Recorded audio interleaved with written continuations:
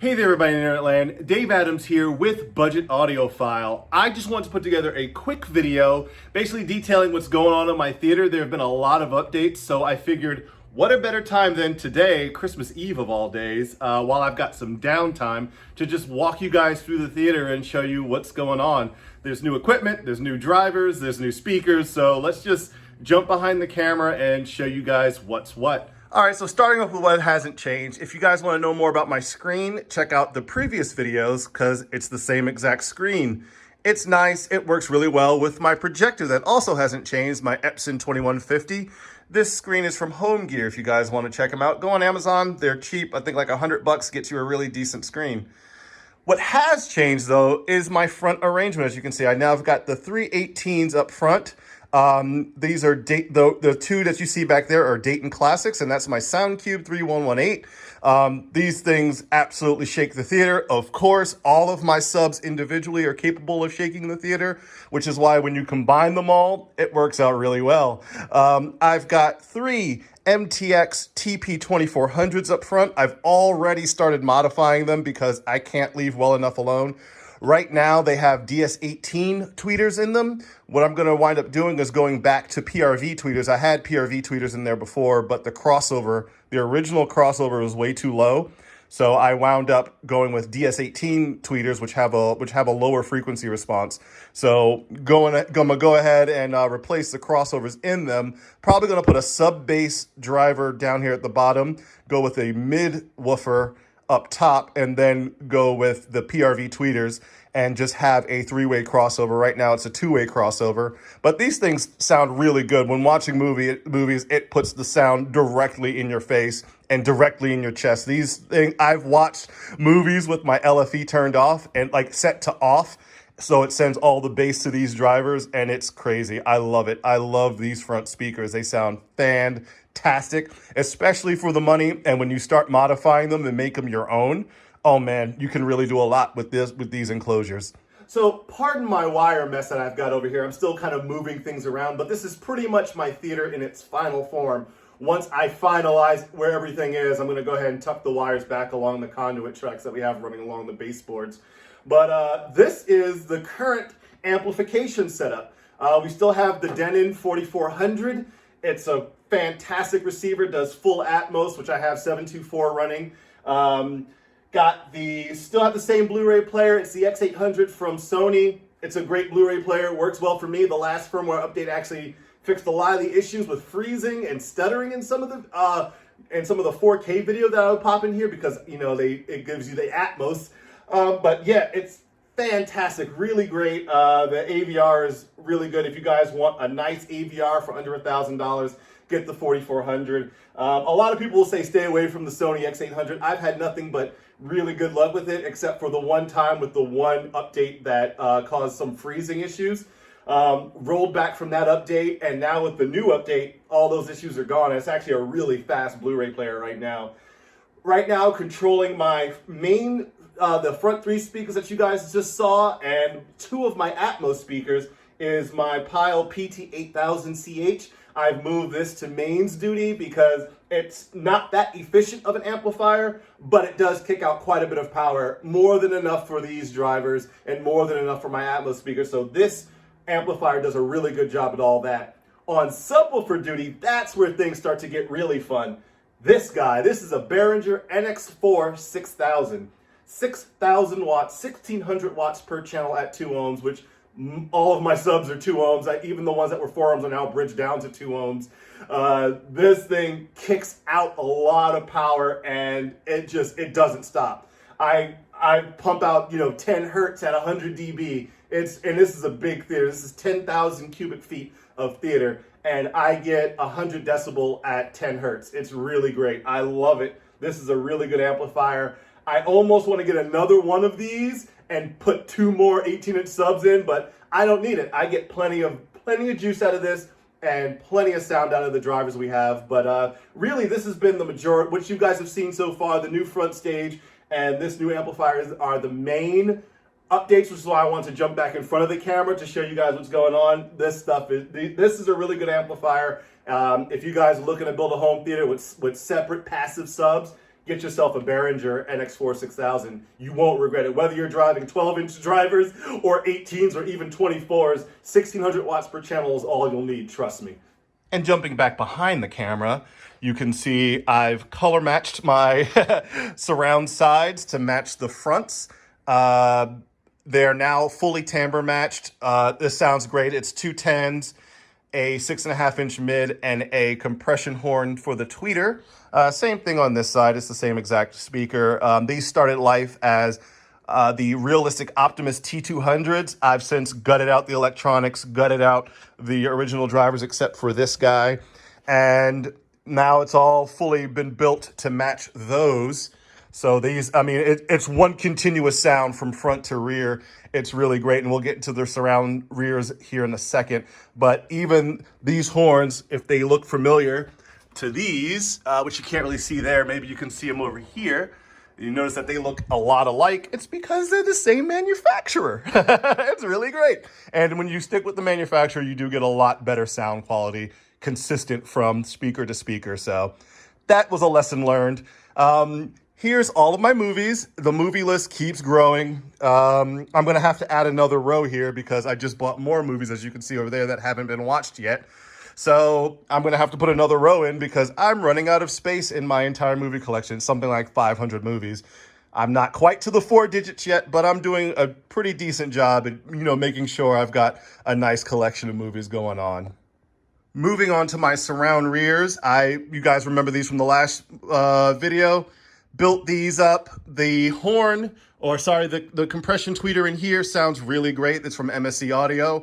It's not 100% timbre match, but when I do the voice test and the same lady's voice moves around the theater, you can't tell it's changing speakers. They sound really good, and these things have a lot of output. They're super extra sensitive.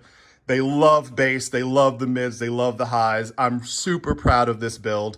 I wish I did a better job at painting them, but I'm very proud of this build, and I really hope to be able to do a build like this sometime soon in the near future because love the way these sound. But they're still the same speakers from last time. They're just slightly different build with a coat of paint, and the exact same build with a different coat of paint. So yeah, I'm not going to go into too much detail on these. Once again, stepping back here, the Atmos speakers have not changed. The projector has not changed. You can see the walls have been darkened out to help bring down the light even further. It's a pitch black theater, but when you've got the projector on in the pitch black theater, you notice white walls a lot. So blackening out the walls really helps. And it also helps with sound absorption because we use the fabric to do it. So projector's the same, Atmos speakers are the same. You guys know the theater from the last videos, so not much has changed there. Stepping back here is another big change, and pardon the mess, I'm rearranging my listening area because I've put so many subs back here that I need to kind of redo this. So this has been all pulled forward, and the listening area has actually been completely unplugged. You can see all the wires have pulled up onto the table there. So that's still a work in progress. I'm going to figure out what I want to do with that. TX CD transport, for those who are curious, Yamaha amp, Phase Technology speakers with a true audio sub, and an Audio Technica LP120 for the turntable. I'll figure out something I can do with that, but until then, I'll probably just go with a smaller table. But until then, we will continue rocking that like that. But yes, the big changes back here. As you can see, we've got the two RS390 HFs back here. These are Dayton Audio Reference 15s. Each of those are in a 6 cubic foot enclosure, running about 300 watts to keep excursion to a minimum. If I built a smaller box, I could run more wattage, but yeah, with 6 cubic feet, you're kind of restricted in the amount of wattage you can safely run. So I am running 300 watts per driver, and they definitely do, like I said, of course, all of my subs do a great job at shaking. Speaking of reference 15s, in here is the same driver running in this thing. This is actually 5.8 cubic feet because of the cylinder architecture, but it's the same exact driver, so I get really similar sound. As you can see by the little smokestack lid there, all of these are now sealed. That's another thing. All of my subs, front and rear, are now sealed. No ported subs whatsoever. And I did that because I prefer the extension down low as opposed to SPL.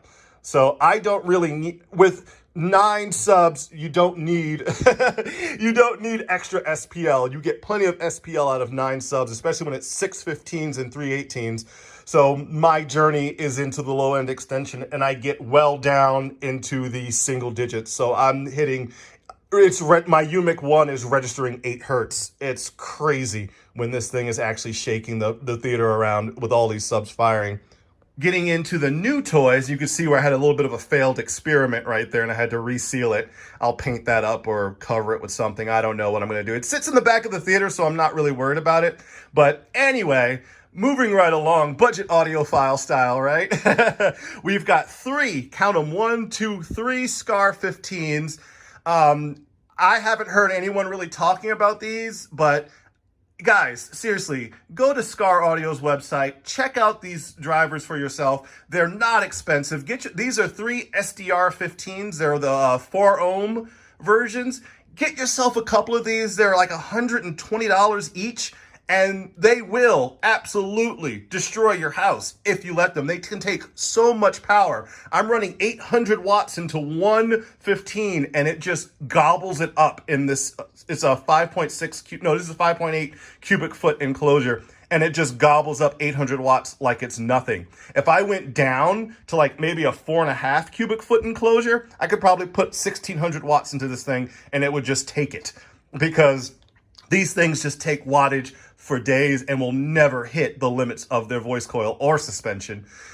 Over there, the same exact drivers are over there. This is an 8.5 cubic foot enclosure. Yes, that big box back there is 8.5 cubic feet. Two subs sharing the same airspace. I've got it sealed off, which is why I've got that piece of fabric running across, basically just to kind of solidify the fact that it is completely sealed off. And it just, once again, it just loves it. That's running at 2 ohms. It's bridged down to 2 ohms, and it absolutely loves itself. That is, that thing just handles all 1600 watts, and it just takes it. I'm pushing 1600 watts across those 2 drivers, and all day long, it will just shake this theater apart. I sometimes will watch movies with just those 2 drivers over there turned on, and people will come down here for the first time and they won't even know that the other subs are off. They'll just look around like, wow, all these subs sound great. And I'm like, actually, guys, and I'll walk them back and I'm like, what you've been hearing for that entire crazy earth-shaking movie are just those 2 subs. It's really great. So yeah, guys, seriously, check out Skar Audio. They're mostly focused on car audio, vehicle audio, because I don't want to rhyme too much, but check them out and let them know that Budget Audiophile sent you. Maybe they'll hook you up. I don't know. I've been talking to them. Maybe they'll cut you guys a good deal. They probably won't, because their speakers are already at a great deal.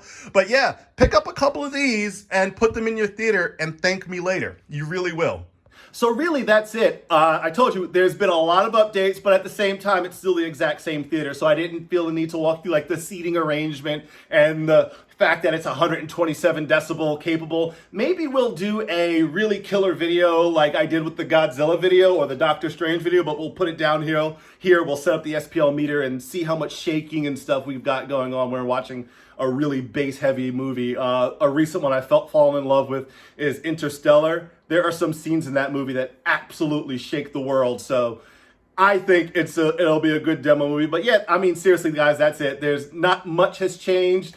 I think not much is going to change from here except for tucking some of these wires away, because the theater's pretty much in its final form. If I do any more major updates, I'll make sure I document them. If I do anything going from here, I might do a big driver infinite baffle, so it'll be an 18, a 21, or a 24-inch infinite baffle into the back storage area, so the driver will face inward. The basket will be back towards the storage area, and I'll run that at whatever wattage it can take, free air, and we'll see what kind of extension we get with that. But other than that, ladies and gentlemen, that's it. Dave Adams with Budget Audiophile. Hope this video is quick enough to where you guys can stay and pay attention the entire time. Give me those valuable, precious watch minutes. I don't care. I really don't care. If you guys want to subscribe. Check out my buddy Darkoustics over on his channel. Check out his builds. Those things are crazy. And hopefully the next time you guys see any videos coming from here, it'll be more in the range of fun and not so much just showing you guys what I've built. Anyway,